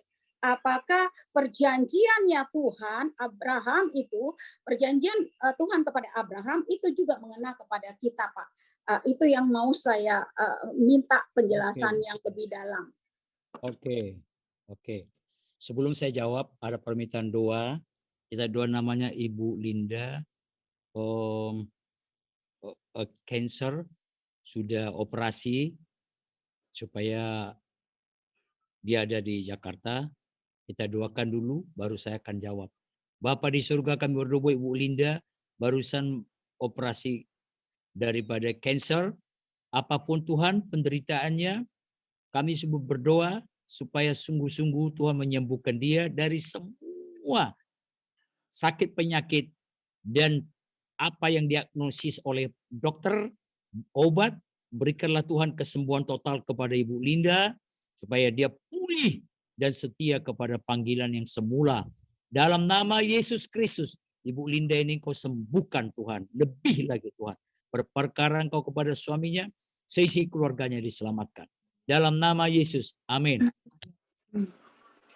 Jadi gini Maria, pertanyaan yang bagus. Allah kita Allah perjanjian yang kekal. Kalau Tuhan menempatkan Ishak, itu ada runutnya dengan Kejadian 12. Lalu apakah kaitannya PL dengan PBB, perjanjian baru? Nah, Matius pasal 1 disinggung di situ Abraham silsilahnya.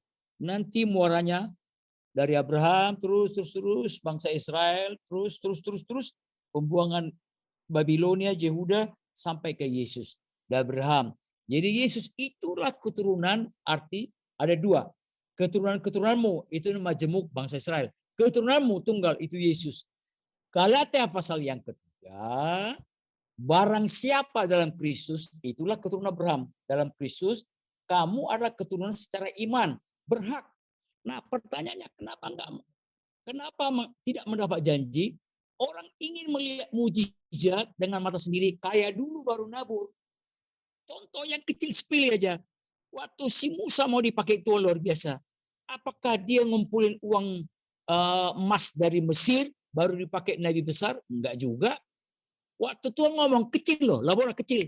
Apa yang ada padamu? Cuma tongkat Tuhan, tongkat ya. Coba lempar.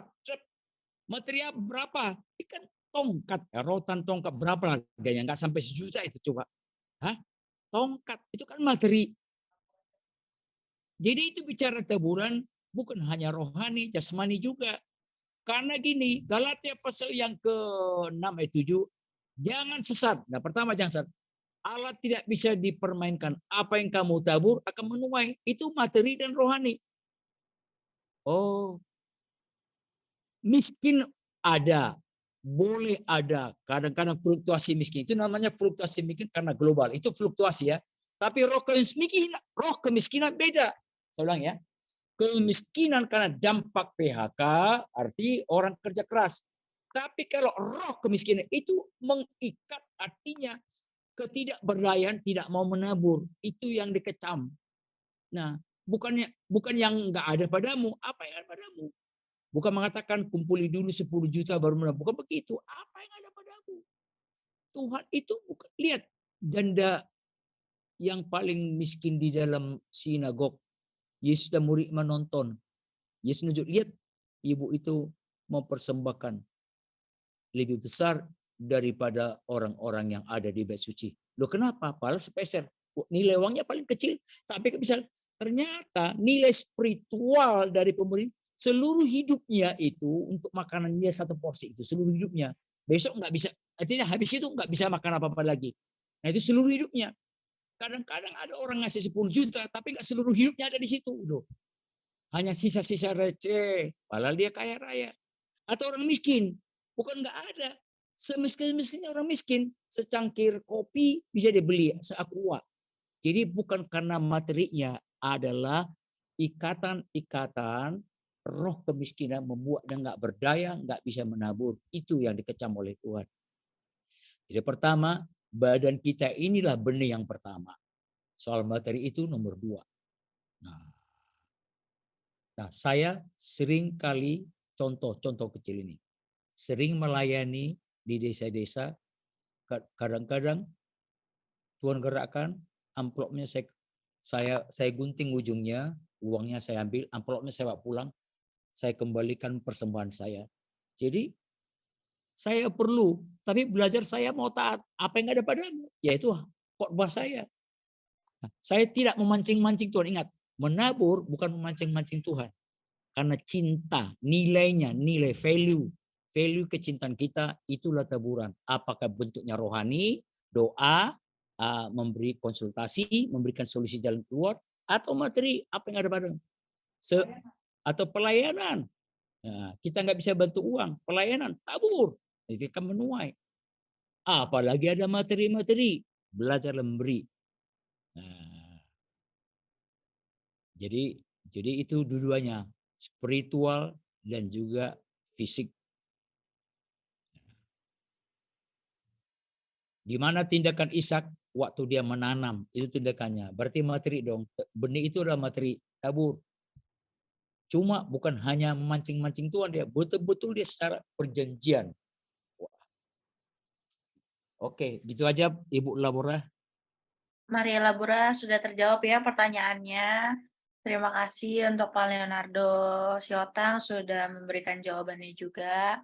Baik, teman-teman mungkin ada yang mau bertanya lagi sebelum saya memberikan pengumuman? Sorry, saya boleh tanya? Boleh, Bu Cindy. Silakan, Bu Cindy. Saya mau Dipersilakan. tanya, Pak. Kalau ada orang yang nggak bayar hutang ya, dia pinjam duit, tapi dia nggak mau bayar. Di dalam Kristen itu hukumnya apa kalau orang? Tapi dia ke gereja gitu, masih ke gereja. Cuman nggak mau bayar hutang gitu, nggak mau bayar pinjam duit ke saya. Dan orang-orang pada tahu sih dia itu pinjam duit tapi nggak bayar gitu. Apa di dalam Kristen itu hukumnya apa gitu? Kalau orang nggak bayar hutang, hukumnya apa gitu? Kalau dia sampai mati tapi dia tuh belum bayar hutang gitu. Apakah ada? Karena orang Muslim pernah ngomong ke saya bahwa kalau di dalam Islam, kalau hukum itu kalau orang nggak bayar hutang itu kalau dia mati, dibawa mati itu hukumnya ya itu bau, mayatnya akan bau. Oke, Bu. Oke, pertanyaan bagus, tapi mewakili jutaan orang ini. Oke. Karena apalagi disinggung-singgung Kristen. Justru orang Kristen itu baik yang meminjamkan, baik yang dipinjamkan, dua ini ya, si peminjam uang dan yang dipinjamkan harus memiliki prinsip dulunya kasih. Nah, kalau ibu sudah menagih tak juga bayar-bayar, ditagih 2 kali tak bayar-bayar, 3 kali tak bayar-bayar, terus apakah Tuhan nggak tahu masalahnya ibu karena seseorang yang ditagih itu nggak mau bayar? Ini prinsipnya. Saya bacain ya, Bu ya, saya bacain. Kalau ibu melepaskan pengampunan kepada yang ditagih itu udah 3 kali, tak tahu juga, bukan dia nggak sadar, udah dikasih lah dengan kasih. Ini, tak nggak mau 3 kali. Oke, serahin sama Tuhan, karena Tuhan adalah hakim. Tapi untuk ibu tidak akan mati kerugian hanya gara-gara ditagih datang. Tuhan buka keran-keran yang lain. Pertama, dia telah menutup pintu berkat. Ini ayatnya. Galatia pasal 6 ayatnya yang ke-7. Jangan sesat, Allah tidak membiarkan dirinya dipermainkan, karena apa yang ditabur orang, itu juga akan dituainya. 8. Sebab barang siapa menabur dalam dagingnya, ia akan menuai kebinasan dari dagingnya. Tapi barang siapa menabur dalam roh, ia akan menuai hidup yang kekal dari roh itu. Artinya selama kita masih hidup, inilah hukum pinjam-meminjam. Orang yang berutang wajib membayar. Tapi kalau ditagih sesama orang Kristen nggak mau, ya sudah, lepaskan pengampunan. Mau ditagih 4, 5, 6 kali, kita kan nggak menjebloskan dia ke dalam penjara. Ya toh? Tapi ibu, berkat Tuhan turun atas ibu. Ya. Cuma ada orang berperkara ke polisi, ya nggak sampai begitu-gitu amat kan, hanya nggak tahu berapa jumlahnya. Ada juga, ya itu haknya orang, ranah hukum, itu hak. Ya, tapi saya ingatkan, apapun perilaku si peminjam dan yang dipinjamkan, hukum kasih. Tuhan nggak bisa dipermainkan, karena keadilan milik Tuhan. Apa yang ditabur dengan daging, ya kedagingan. Menuai kebinasaan. Jadi, ibu jangan berkecil hati. Tuhan buka sumber-sumber yang lain. Kalau masih bisa didoakan dia, didatangi rumahnya atau telepon, atau berkati dia, mungkin dia lagi paceklik, doain supaya ada berkatnya. Karena ibu doakan, dia dapat berkat, bisa membayar hutang-hutangnya. Kira-kira gitulah, Bu. Ranah hukum, haknya ibu. Mengampuni, haknya ibu. Menagih, haknya ibu. Yang dimana sekarang ini, si peminjam dan yang dipinjam. Kira-kira gitu aja, Bu. Ya, terima kasih, Pak. Thank you. Ya, puji nama Tuhan. Mungkin saya akan sedikit sharing ya, Pak Leonard, berhubung tadi Bu Cindy tanya ya. Memang Bu, kita sebagai orang Kristen itu terkadang tuh kita sudah berbuat benar ya. Apalagi kalau hutang kan mesti dibayar. Tetapi dalam hal ini semua orang saya percaya nggak ada satupun kalau utang nggak mau bayar, apalagi orang Kristen ya. Nggak ada, saudara. Saya punya teman kemarin juga gitu. Sebetulnya yang minjem itu dan dipinjamkan itu pasti ada hubungan baik.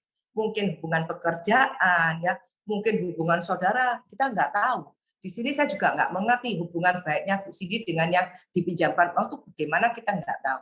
Tetapi percaya sebagai anak Tuhan, betul tadi dikatakan oleh Pak Leonardo. Satu, melepaskan pengampunan.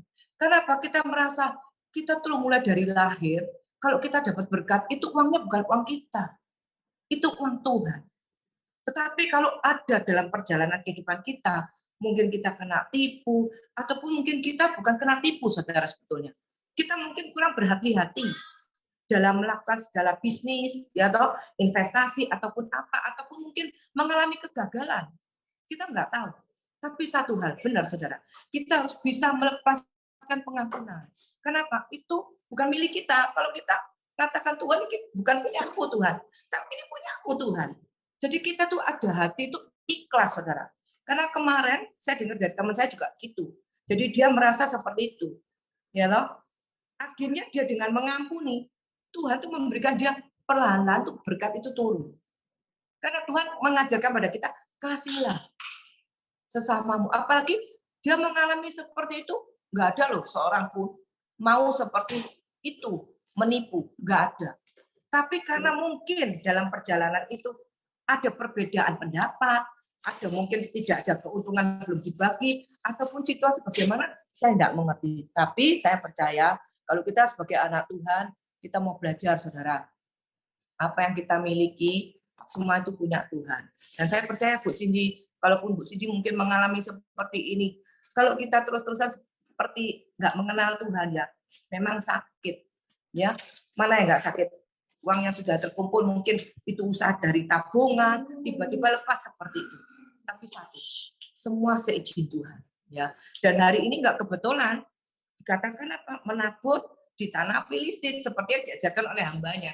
Saya percaya hari-hari ini, akhir-akhir zaman ini, kita mendapatkan supranatural, saudara. Bukan hal yang besar-besar, tapi yang kecil pun loh Tuhan itu menolong, saudara.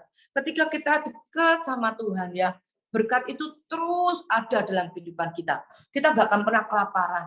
Ya, teman-teman di tempat ini di Secret Prayer saya percaya. Secret Prayer ada suatu wadah komunitas di mana kita membangun hubungan intim. Yang saya tekankan di sini adalah hubungan intim dengan Tuhan. Seberapa kau hebat, tapi kau nggak ada koneksi dengan Tuhan, semua percuma. Jadi kita harus memiliki roh kerendahan hati, seperti yang diajarkan oleh Pak Leonard. Saya sangat bersyukur, ya toh. Nanti Tuhan memberikan apa? Seba, berbicara mengenai apa? Pelipat gandaan. Benar, saudara. Kita kalau posisi kita benar, apa yang kita lakukan di mata Tuhan, Tuhan itu mengawasi. Nggak akan loh. Anak-anak Tuhan itu meminta-minta. Nggak akan pernah. Kenapa? Kita asal-usul hidup kita bersama dengan Tuhan, dipimpin oleh Tuhan dalam roh. Ya, seperti Cik Yuga tadi juga saya bersyukur, memang nggak gampang sebagai istri untuk mendampingi suami selama 35 tahun. Saya selama 32 tahun, Tuhan masih belum memberikan seperti Bu Yuga ya, 35 tahun. Itu betapa panjangnya, 32 tahun saya hidup sama suami, ternyata suami saya sudah almarhum dipanggil oleh Tuhan. Tapi saya percaya di mana kita menjadi tulang rusuk suami, tulang rusuk saudara. Kalau misalnya salah satu sakit, ya kita yang ngobati, bukan orang lain. Betul tadi Bu Yuke. Tapi saya percaya semuanya pimpinan Roh Kudus mengundang Tuhan. Ya, tahun 2023 ini kita mau belajar banyak, saudara, di tempat ini komunitas Secret Prayer. Saya tadi percaya dan yakin apa yang dikatakan oleh hambanya supranatural. Ya, kita mungkin nanti bisa japri dengan Pak Leonard untuk bertanya sesi-sesi yang seperti keajaiban-keajaiban yang Tuhan beri, di mana kita tidak mengerti, itu sesuatu hak istimewanya Tuhan. Dan juga terima kasih untuk Bu Maria tadi yang sudah bertanya, ya, dalam kesulitan kok menabur. Tapi saya percaya, itulah taburan-taburan dengan air mata, seperti janda Safat memberikan dari yang kecil. Kalau dia memberikan itu sampai istilahnya, aku nggak bisa makan. Tuhan itu melihat, saudara. Apa yang kita lakukan, Tuhan itu melihat. Jangan kita dilihat orang lain, tapi Tuhan yang melihat semuanya ini. Ya, saya bersyukur pada Tuhan malam ini untuk teman-teman, sekali lagi untuk hambanya Pak Leonard, luar biasa firman-Nya. Ya, saya sangat diberkati Pak, sangat diberkati sekali. Ya, juga buat Cike, ya, walaupun ibu rumah tangga yang awalnya nggak bisa, tetapi bagi Tuhan tidak ada yang tidak mungkin. Bagi Tuhan sekecil apapun, ketika engkau mau, yes Tuhan, aku mau, ternyata bisa. Dan menjadi kesaksian buat banyak orang. Ya, di komunitas Secret Prayer kita mau katakan, ayo katakan, aku ini orang hebat, luar biasa, seperti dia katakan. Aku ini orang luar biasa. Di nama Tuhan, ya. Saya kembalikan pada Elis. Tuhan memberkati. Aku mau nambahin dikit, Mei. Oh ya, itu Erik, ya boleh. Bu Cindy, tentang yang ditipu sama temennya, mungkin bisa buka ke YouTube-nya kita yang di Secret Prayer House. Itu ada kesaksian juga, ada beberapa waktu lalu kesaksian dia ditipu juga sama orang lain, dan tiba-tiba Tuhan ngasih pelepasan buat orang itu dan diberkati lebih lagi dari yang sekarang. Udah. Mungkin boleh coba buka YouTube-nya kita ya. Saya kembalikan ke Oh, thank you. Ya, nanti saya lihat.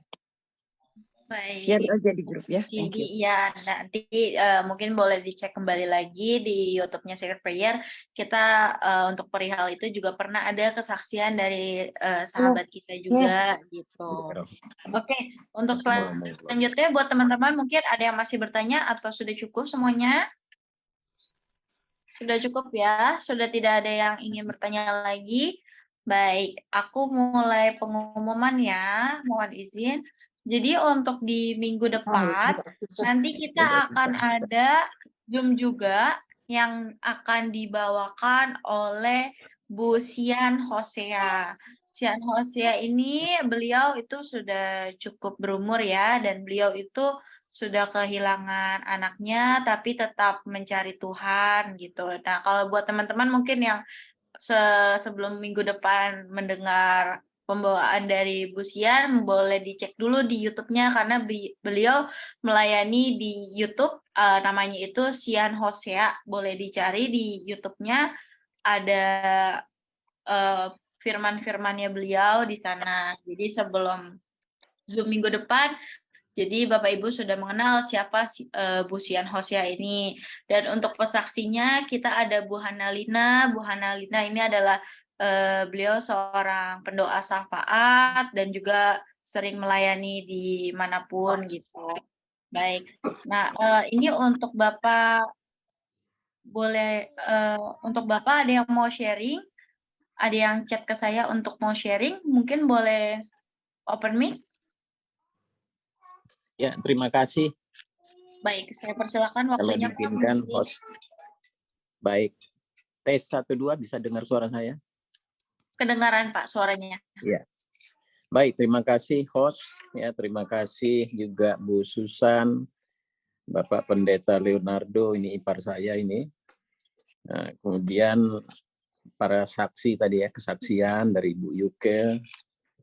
Nah, kemudian diskusi yang saya dengar ya. Jadi suatu pembelajaran rohani yang luar biasa ya. Pada saya masih siang karena saya masih di Prancis ini ya. Jadi selamat malam buat semuanya yang ada di Jakarta. Seperti ini ibarat saya barangkali dari Jakarta mau ke Malang, terus itu saya singgah di rest area. Nanti mohon izin ini, apakah saya salah menafsirkan?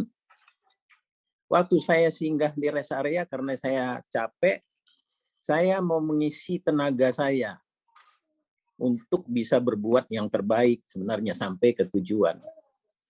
Nah, dalam kekinian ini, apa yang saya lakukan dengan persoalan-persoalan yang kita hadapi, yang akan kita hadapi dengan segala macam itu. Yang kedua, Tuhan Yesus itu sudah membayar lunas semua hutang kita. Ya.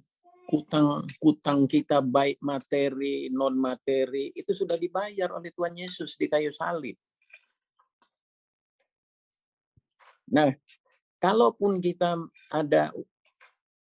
sebagai utang piutang, kita memberikan sesuatu, terus berjanji, Tuhannya aja sudah membayar. Dia nggak kenal tadinya, misalnya kita nggak kenal atau ini, bayar siapa aja, pokoknya udah kubayar lunas.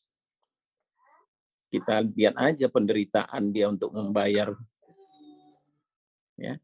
Nah, waktu kita singgah tadi di Palestina itu, kita disuruh mengenang sebenarnya. Nah, inilah suatu pembelajaran. Terima kasih Pak Pendeta Leonardo ini. Banyak sekali ya. Orang melihat kita senang, tapi kita itu sebenarnya ada masalah. Orang juga nggak ngerti. Tapi kita itu diminta untuk singgah di Palestina itu, di tanah Palestina itu bukan tanah perjanjian, tadi tanah persinggahan. Untuk apa sih kita singgah? Oh, mau melihat, mau mengenal. Ya oke, mengenal Tuhan Yesus lebih dekat kalau artian yang sekarang. Oh, kita mau istirahat sebentar karena kalau capek risikonya ada. Silakan gitu. Jadi mohon maaf nih Pak Leonardo Siatang, singgah itu konteks kekinian. Oh, sekarang kita akan menghadapi resesi ekonomi. Apa yang harus kita lakukan? Kita buat program di Palestina. Program-program karena kita tahu ada persoalan di depan kita, karena sekarang state of the art-nya kita lempar itu batu. Oh, ada persoalan. Mari kita coba deskripsikan persoalan-persoalan itu sehingga kita mendapatkan singgah di persinggahan tadi itu, supaya kita itu dapat, kita suruh merenung.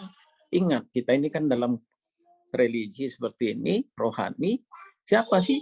Yesus tadi yang sudah membayar hutang kita itu. Nah, itu kita renungkan. Kita sudah dibayar hutang kita lunas loh. Nggak pakai cicilan lagi.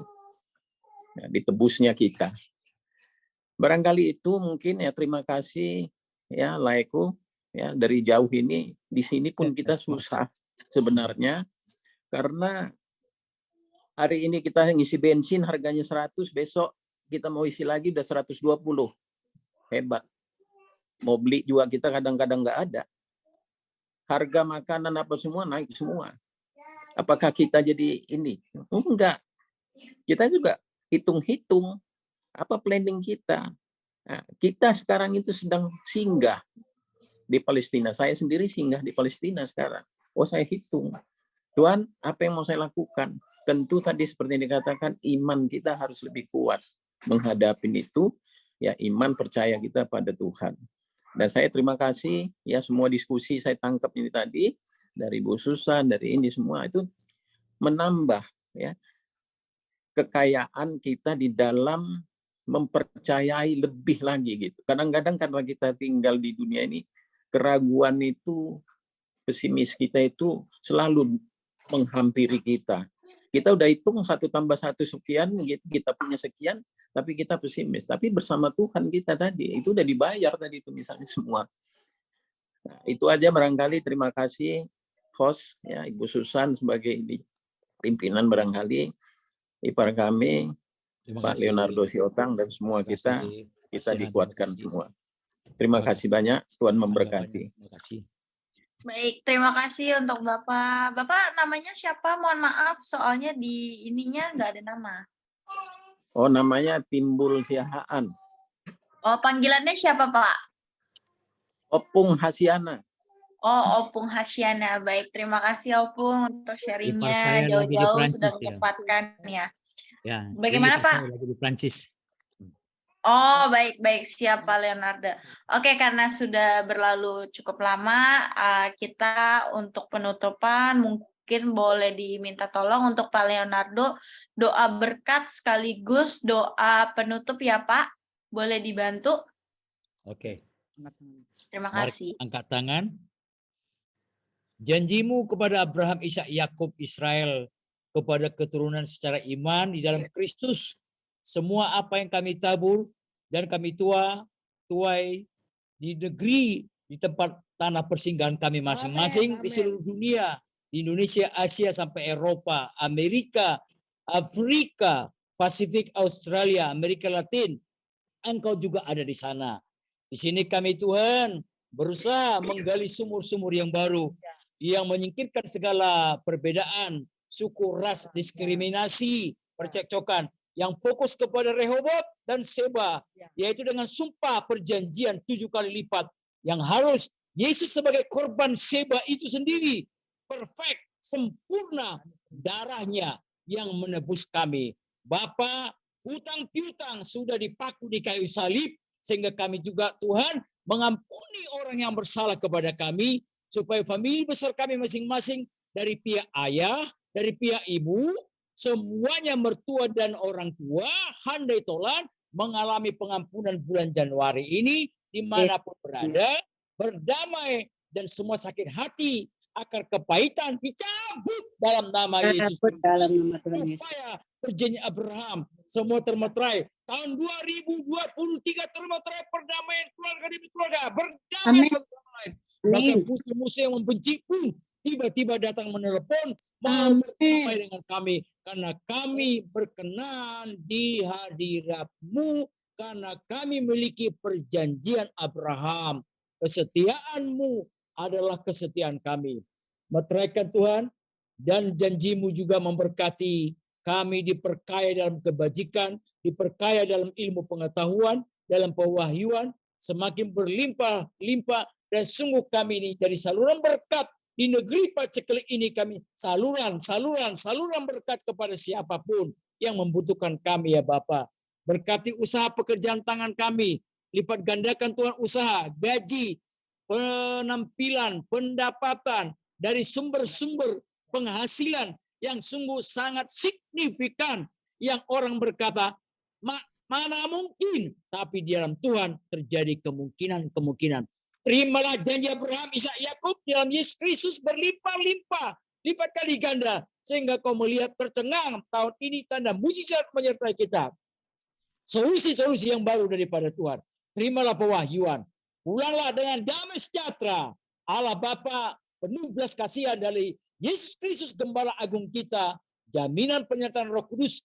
Hari ini Maranatha, Dia akan datang menjemput kita kembali. Dalam nama Yesus orang percaya berkata, amin. Shalom. Shalom. Kiranya Engkau memberkati aku berlimpah-limpah dan memperluas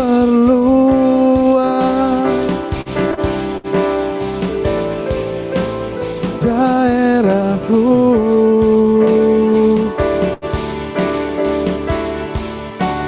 dan kiranya Kamu menyertai aku dan melindungi aku daripada malapetaka, sehingga kesakitan tidak menimpa aku, sehingga kesakitan tidak menimpa aku. Puji Tuhan. Baik, terima kasih buat Pak Leonardo, terima kasih buat Bu Yuke sudah menyempatkan waktunya mengisi di Zoom hari ini. Terima kasih juga buat teman-teman semua yang sudah hadir. Sampai ketemu di tanggal 10 minggu depan ya teman-teman. Sampai jumpa, Tuhan Yesus memberkati.